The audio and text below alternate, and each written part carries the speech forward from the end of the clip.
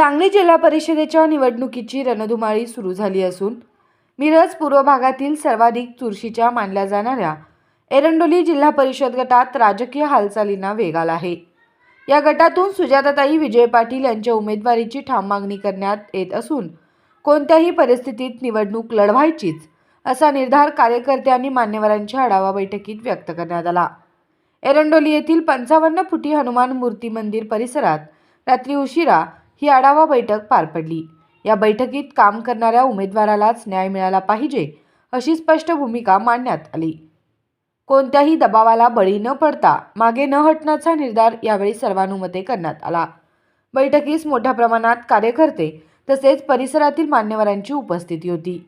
यावेळी बोलताना विजय पाटील यांनी काम करणाऱ्या व्यक्तीला संधी दिली तर तो काय करू शकतो हे लोकांना समजेल असे सांगत एकदा संधी दिली तर त्या संधीचं सोनं केल्याशिवाय राहणार नाही असा विश्वास व्यक्त केला। ग्रामपंचायतमध्ये दिलेल्या संधीमुळे अनेक विकास कामे मार्गी लागली असून विकासासाठी सातत्याने पाठपुरावा केल्याने त्यांनी नमूद केले।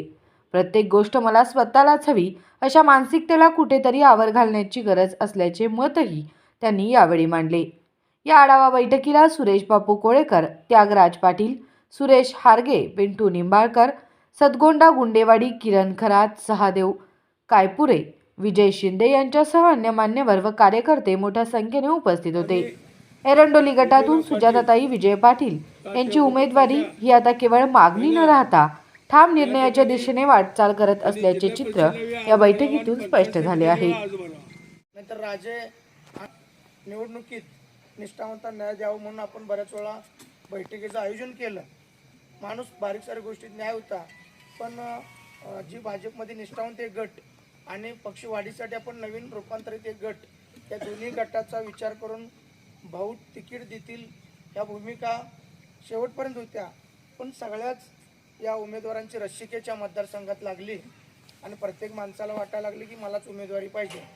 पण आता काय व्हायला लागले, उमेदवारीचं निश्चित माहीत नसल्यामुळं किंवा सावधगिरी नसल्यामुळं आपण कुठल्या पार्टीतनं लढायचं कुठल्या पार्टीतनं नाही ह्या भूमिका ह्या आता वरल्यांच्याच हातात आहेत। बापू या मतदार विजू पाटील आपण जिल्हा परिषदसाठी उमेदवारी मागणी केली, परत भाजपमध्ये महेश मोरे मागच्या वेळी भाजपमधून निवडणूक लढवल्यात, हे इच्छुक आहेत।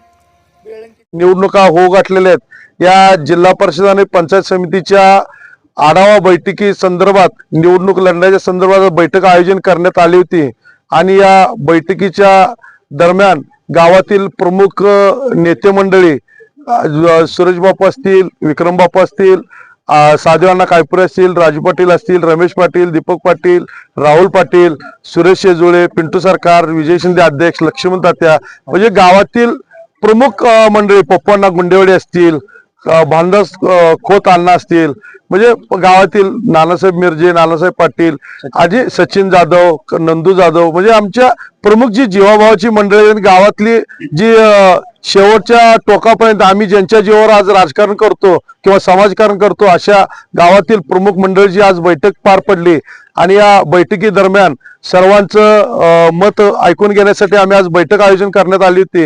या बैठकी दरम्यान सर्वांचं एकांमते असं ठरलं की येणाऱ्या काळामध्ये आता या अर्ज भरायची प्रक्रिया आज चालू झालेली आहे जिल्हा परिषद व पंचायत समितीची, ही निवडणूक आम्ही येत्या काळात ताकदीनं लढवायचं आणि निवडणूक ही लढली जाणार या हिशोबानं आज सर्वांच्या मते ठरलेलं आहे। आणि या येत्या 2-4 दिवसामध्ये 21 तारखेपर्यंत अर्ज भरायची प्रक्रिया आहे आणि ही प्रक्रिया आम्ही ताकदीनं आम्ही सर्व लोक अर्ज भरून येणाऱ्या काळामध्ये ही निवडणूक लढवणार आहे आणि कोणत्याही परिस्थितीमध्ये आम्ही निवडणूक ही लढणारच आहे।